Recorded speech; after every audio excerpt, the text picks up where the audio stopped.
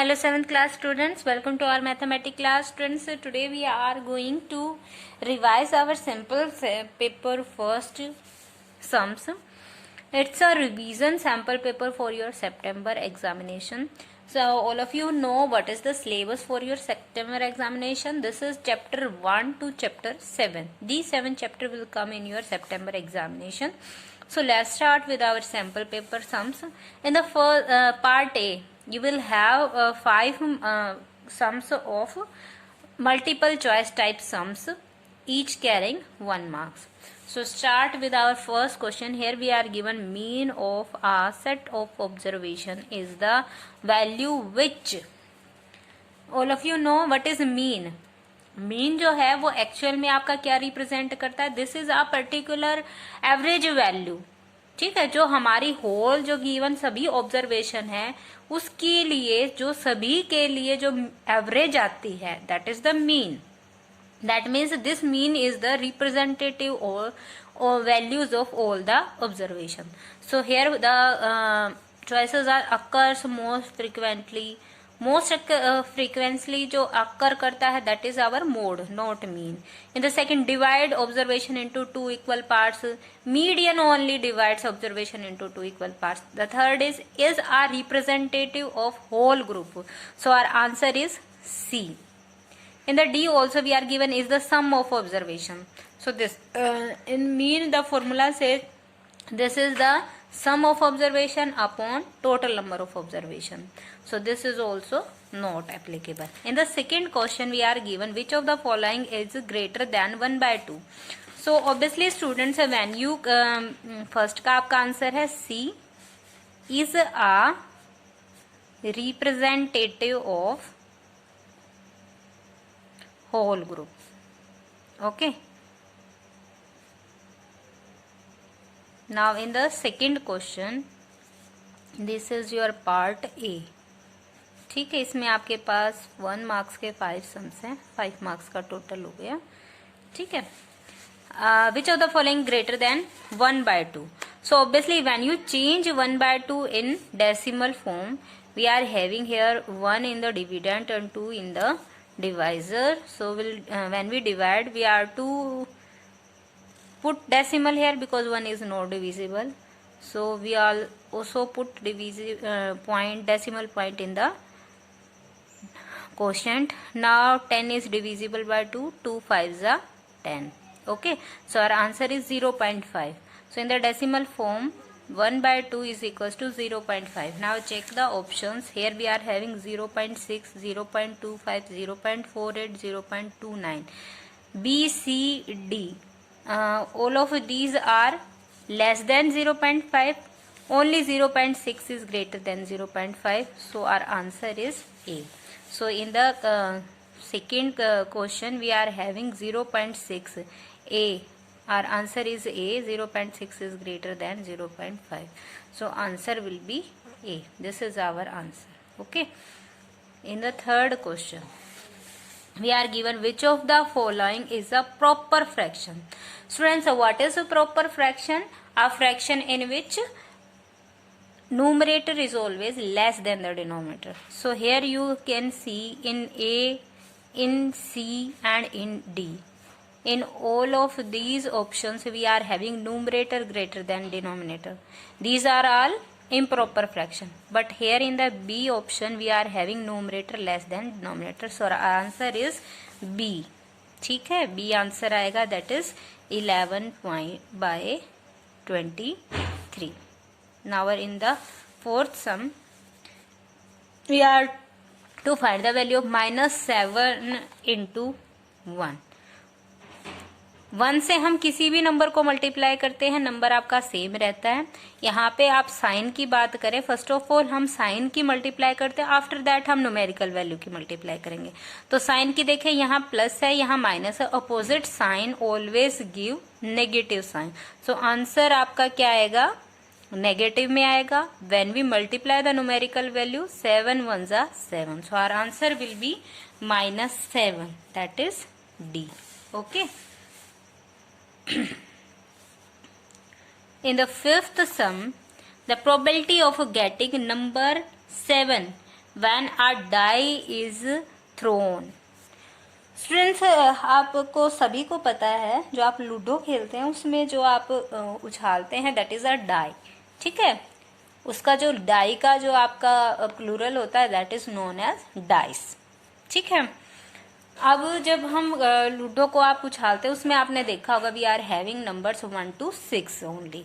तो वहां पे तो हमें 7 नंबर होता ही नहीं है, तो कोई चांस नहीं है कि हम नंबर 7 को गेट करें. तो यहाँ पे आपके पास favourable cases to 7 will be 0. मतलब ये आपका जो गेटिंग 7 नंबर ये आपका कैसा इवेंट हो गया, इम्पॉसिबल इवेंट हो गया ना, जो कभी भी अकर नहीं हो सकता. दैट मीन्स इसके नंबर ऑफ फेवरेबल केसेस कितने हैं, 0 हैं. तो 0 upon total number of cases 6 करेंगे, 0 upon 6 our answer will be 0. ठीक है, दैट मीन्स सभी इम्पॉसिबल इवेंट में कोई भी आपको एग्जाम्पल दिया हो उसका आंसर हमेशा क्या आती है, उसकी प्रोबेबिलिटी हमेशा 0 आती है. श्योर इवेंट की हमेशा 1 आती है, इम्पॉसिबल इवेंट की हमेशा 0 आती है. तो डाई में 7 नंबर को गेट करना, this is an impossible event. So our answer is B. Okay, तो प्रोबेबिलिटी आपकी क्या हो जाएगी, 0. Now in the part B we are having true false. यहाँ पे देखिए ट्रू फॉल्स बताने. First is the 3 even consecutive numbers whose sum is 90 are.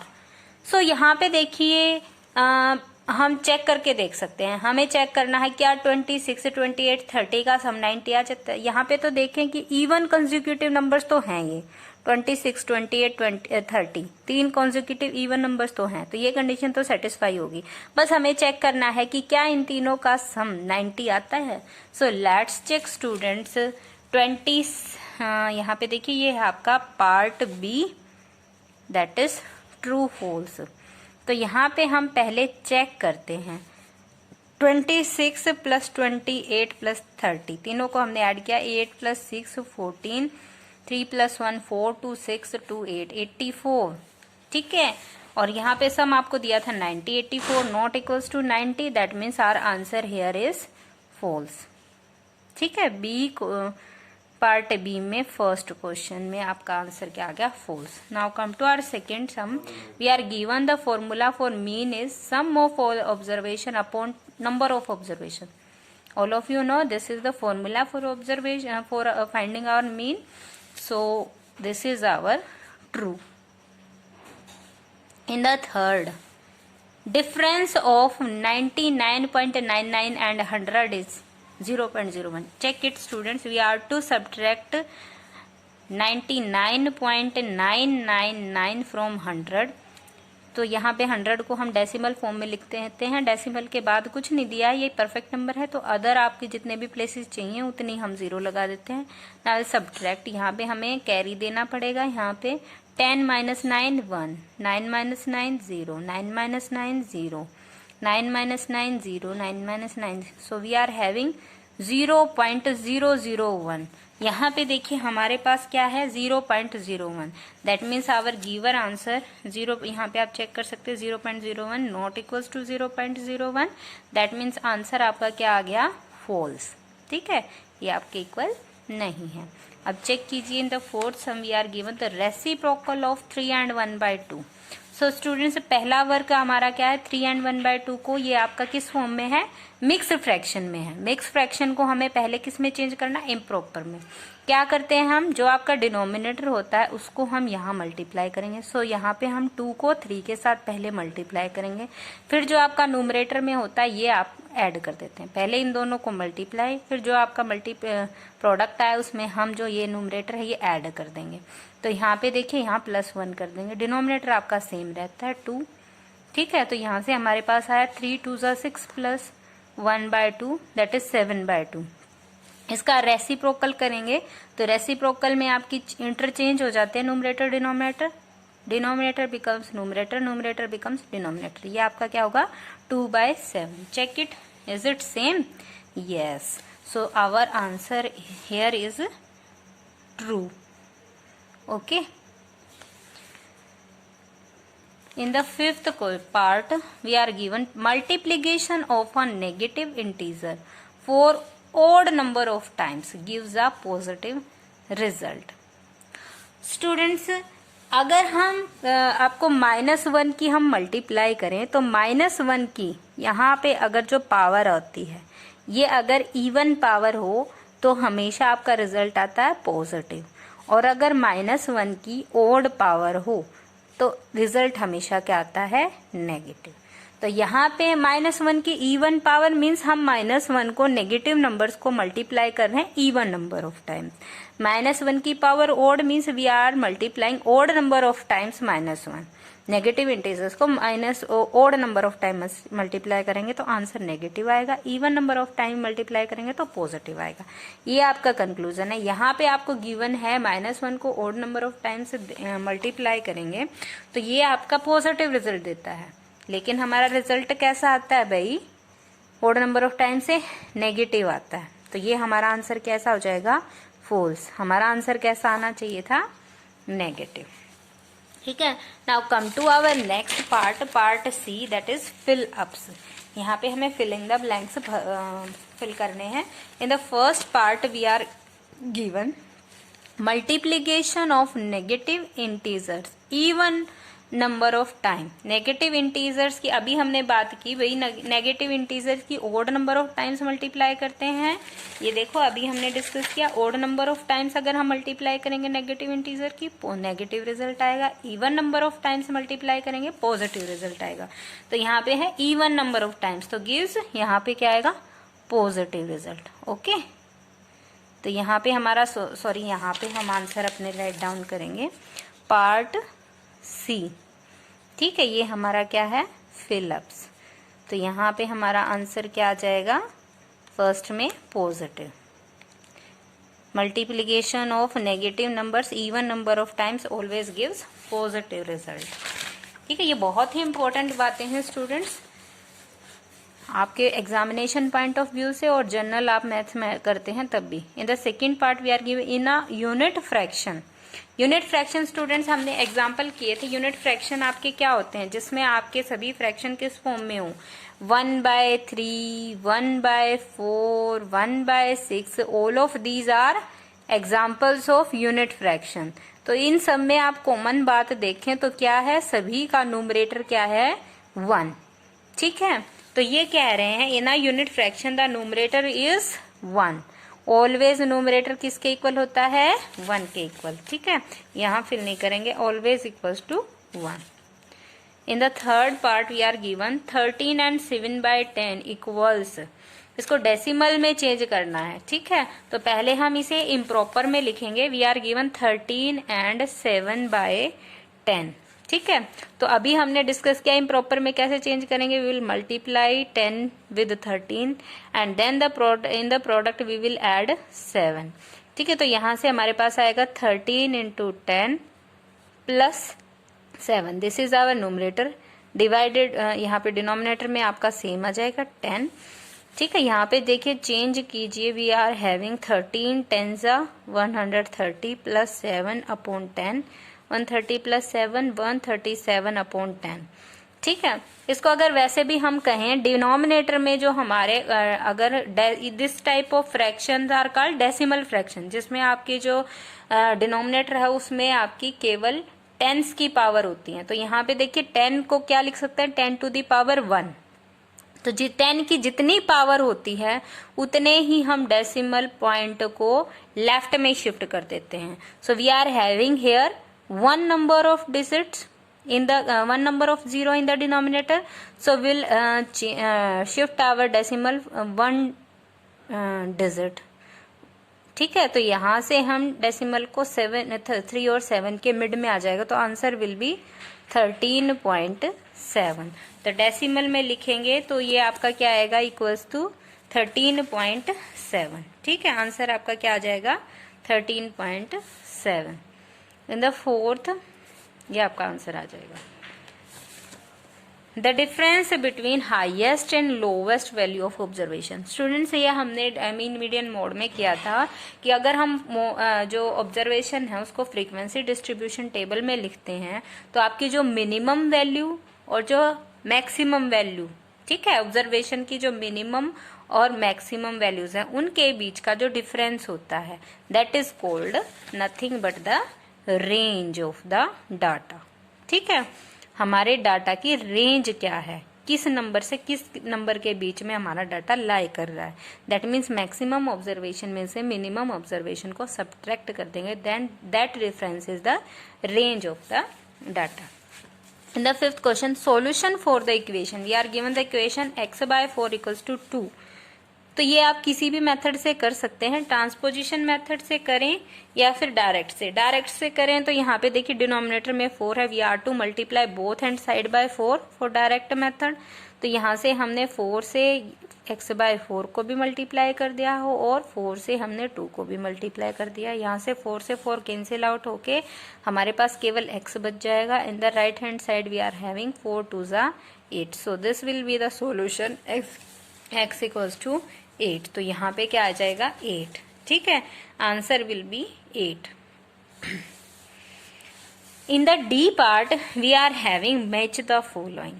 ठीक है, पार्ट डी में भी आपके 1 मार्क्स के क्वेश्चन हैं। ठीक है, पार्ट सी भी आपका 5 मार्क्स का है, इसमें 5 फिलअप्स आएंगे। पार्ट बी भी आपका 5 मार्क्स का है, इसमें आपके ट्रू फॉल्स आएंगे। और जो डी पार्ट है वो भी आपका 5 मार्क्स का है, यहाँ पे आपको मैच द फॉलोइंग करने। आपके एग्जामिनेशन में भी बिल्कुल इसी पैटर्न में आपके क्वेश्चंस मिलेंगे। फर्स्ट 20 क्वेश्चन आपके जो है 1 मार्क्स के हैं, उसमें यही 4 पार्ट हैं आपके। ठीक है, तो इसी तरीके से आप प्रिपेयर करें अपनी। तो देखिए मैच द फॉलोइंग में first is arrange in ascending, this is identity element with respect to multiplication. Here in the first part we are given identity element with respect to multiplication. Students, what is identity element? Identity element with respect to any operation is that element when we operate that element with other elements, there will be no change in the operation. Students, if we are writing the identity element with respect to multiplication, then a into a multiply e must be equals to a, and e multiply a will also must be equals to a. So obviously students, multiply करते वक्त हमें पता है कि हम किस number से multiply करें कि कोई चेंज ना आए। Will always multiply with 1। जब हम 1 से किसी भी नंबर को मल्टीप्लाई करेंगे तो हमेशा आपका आंसर सेम रहेगा। ठीक है, a को 1 से करेंगे तो आंसर a ही आएगा, 7 को 1 से करेंगे 7 ही आएगा। That means 1 is the identity element with respect to multiplication. ऐसे ही हम एडिशन के केस में आइडेंटिटी की बात करें तो हम ऐसा क्या नंबर ऐड करें कि आंसर हमेशा सेम आए। तो ऑब्वियसली स्टूडेंट्स, a के अंदर हम 0 ही ऐड करेंगे तो आपका हमेशा a आंसर आएगा। So obviously 0 is the identity element for addition operation. ठीक है, and 1 is the identity element for multiplication operation. Okay, both of these are very important students. 0 is the identity element for the addition operation and 1 is the identity element for multiplication operation. So here we are asked identity element with respect to multiplication, that is our D. ठीक है, answer is our D 1। ठीक है, now next is fraction with different denominators. Fraction with different denominators, fractions में हमने different types of fraction किए थे। अब जिन fractions में हमारे डिनोमिनेटर्स डिफरेंट होते हैं वो फ्रैक्शन आपके क्या होते हैं, अनलाइक। और जिनमें आपके डिनोमिनेटर सेम होते हैं that all are called like fraction. तो obviously fraction with different denominators that will be unlike. So our answer will be C, unlike. ठीक है, सेकेंड का हम सी से करेंगे unlike. Next is smallest possible decimal fraction up to 3 decimal places. अब smallest की बात करें तो जैसे हम स्मॉलेस्ट नंबर जो होते हैं, सिंपल नंबर लिखते हैं तो हम 1 से स्टार्ट करते हैं और आगे हमारी 0 लगा देते हैं। तो जब हम डेसिमल में लिखते हैं तो उसका जो आपका लास्ट वाला डिजिट होता है ना, ठीक है, जितने भी आपके अगर 2 डेसिमल प्लेसेस तक किया हो तो हमारा जो सेकंड डेसिमल प्लेस है 3 डेसिमल प्लेस पे कहा हो तो जो 3rd डेसिमल प्लेस है उस प्लेस पे 1 आने चाहिए, बाकी अदर्स हम क्या लगा देते हैं 0। तो 3 डेसिमल प्लेसेस कंप्लीट हमारे, यहाँ पे आपका डेसिमल पॉइंट आ जाएगा। तो ये आपका स्मॉलेस्ट पॉसिबल 3 डेसिमल नंबर आएगा, 3 अप टू 3 प्लेसेस 0.001। ओके, सो हम यहाँ पे करेंगे will match it with A 0.001. Now next is mode minus mean. Students, all of you know mode is always equals to 3 into median minus 2 twice of mean. तो यहाँ पे देखिए twice of mean जो है इसको हम thrice of mean भी लिखे है ना, 3 times of mean plus mean ये लिख सकते हैं ना। ये दोनों एडअप होके आपका दोबारा से माइनस ट्वाइस ऑफ मीन आ जाएगा। ठीक है, तो हमने इसको ये लिख दिया। अब ये जो मीन जो यहाँ से है इसको हम ट्रांसपोज कर देते हैं मोड की तरफ। We are having here mode minus mean equals to thrice of median minus thrice of mean. 3 times है, दोनों में से हम 3 को अगर कॉमन ले ले दैट मीन्स हम इससे ऐड और मल्टीप्लाई और डिवाइड कर रहे हैं 3 से। ठीक है, तो यहाँ से 3 हमने कॉमन लिया इनसाइड हमारे पास क्या बचेगा, median minus mean. So obviously when we are checking for mode minus mean, this will always equals to thrice of median minus mean. So our answer will be B. ठीक है, 4 will be matched with B. Now what is the solution for the equation x minus 11 equals to minus 4? So यहाँ पे जब हम 11 को transpose करेंगे this will become positive on going to that side. So we are having x equal to minus 4 plus 11 here. 11 minus 4 we get 7. So our solution will be 7. So our answer will be E. ठीक है, so for today students you are to practice these MCQs. ठीक है, अगर किसी में कोई problem रह गई थी तो वो आप कंप्लीट कर ले अपनी नोटबुक में। ठीक है, आपके जो नेक्स्ट पार्ट हैं वो आप सोल्व करके देखें, the part E, part F। ठीक है, आपके 2 मार्क्स सम और 3 मार्क्स सम ये आप जो हैं वो सोल्व करके देखिए। Tomorrow will explain these parts also. Thank you, have a nice day.